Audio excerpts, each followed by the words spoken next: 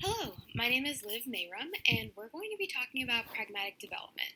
This PowerPoint is presented by Cameron Gelhaus, Lauren Hoffman, Mary Caitlin Howe, and Liv Mayrum. Specifically, we're going to be discussing how hearing loss can affect the language skill of pragmatics. So specifically, we're going to be discussing how hearing loss can affect the language skill of pragmatics. The question that we will be answering today is, what are the difficulties in children ages 4 to 6 years old developing pragmatics if they are deaf or hard of hearing? First, let's start off with the definition of pragmatics. So let's start with the definition of pragmatics. Owens describes it as concentrating on language as a communication tool that is used to achieve social ends. In other words, it is concerned with the way language is used to communicate rather than with the way language is structured. For example, if someone had asked if you had seen Sam and they answered, "The black car is over there," this wouldn't make sense unless you previously knew that Sam owns a black car. This explains the importance of context when it comes to pragmatics. Now that we've defined pragmatics, let's clarify what a deaf or hard of hearing disability consists of. According to ASHA, hearing loss is the result of impaired auditory sensitivity and or diminished speech intelligibility of the physiological auditory system. Individuals with hearing loss are sometimes described as deaf or hard of hearing based on the type, degree, and configuration of their hearing impairment. Hello, my name is Lauren Hoffman, and before we talk about how deaf and hard of hearing children learn pragmatics, let's first start with a normal baseline for pragmatic development. Children without a hearing disability learn to take in the perspective of another person, allow them to recognize there are different perspectives on any topics, and they learn to take into account the different narratives of each person. Some different types of narratives are recount, where the child tells a story of their past experience, usually asked by an adult. Another is event cast, where they explain a current or future event. This is typically used for direct imaginative play. A third account, which is where children share their experiences without being asked by an adult. Finally, there's stories, which are fictionalized but have a known pattern of a main character overcoming a problem. Some examples of development narratives are recount, where a child may tell a story from the time they went to Disney World and met Mickey and Minnie Mouse and got to ride on the teacups 5 times. Event cast, where when a child is using imaginative play, they may tell a story while playing with Barbies about how Barbie and Ken are going to the Malibu beach house and have a party, and shared experiences. When a child of this age group develops pragmatics, their humor also begins to emerge. So a shared experience through language could be an inside joke between two children where only they know the meaning. When it comes to pragmatics and conversations, they learn to communicate their intentions and recognize different ways of carrying them out.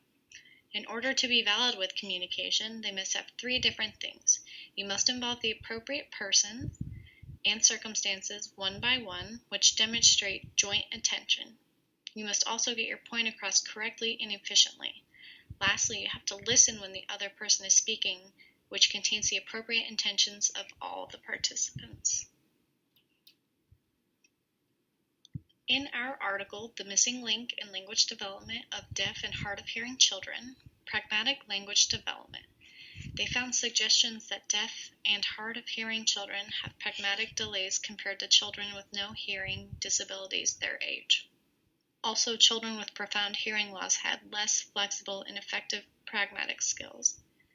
Language development depends on frequent, consistent, and accessible communication, whether it's through spoken word or signed language. Troubles arise when children are born deaf and both parents are hearing. Therefore, not knowing sign language as a form of communication, this leads to a lack of early language experiences, which creates a lag in their learning development. It also prolongs the child's capabilities to properly speak and understand communication, since they are being taught by their parents or caregivers who do not know or understand how to properly convey words to their children who are deaf or hard of hearing. Hi, I'm Cameron Gelhaus. In our article, a study was conducted with 109 hearing children from the ages of 2 to 7. They were used as a baseline to contrast different levels of deafness. 129 deaf and hard of hearing children from the ages of 3 to 7 with different ranges of deafness were then utilized to compare their mastery in pragmatics. Their mastery was defined as 75% of children who were able to use complex language for each item. By age 6, 100% of the items were mastered by the hearing group, compared to only 6.6% of the items being mastered at the same age by the deaf or hard of hearing group. There are a couple of differences that stand out between deaf and hearing children. One being that deaf children of hearing parents lack early conversational experience, where they typically do not have access to a signed or spoken language until they come into contact with a community of deaf users who sign. According to Siegel and Peterson, these children often perform poorly on theory of mind tasks that involve understanding others' mental states. They may differ from typically developing children in their sensitivity to pragmatic constraints that involve the understanding of intended meaning and communication. There are many pragmatic developments that we found were not mastered by children who are deaf or hard of hearing at the age of 7 years old.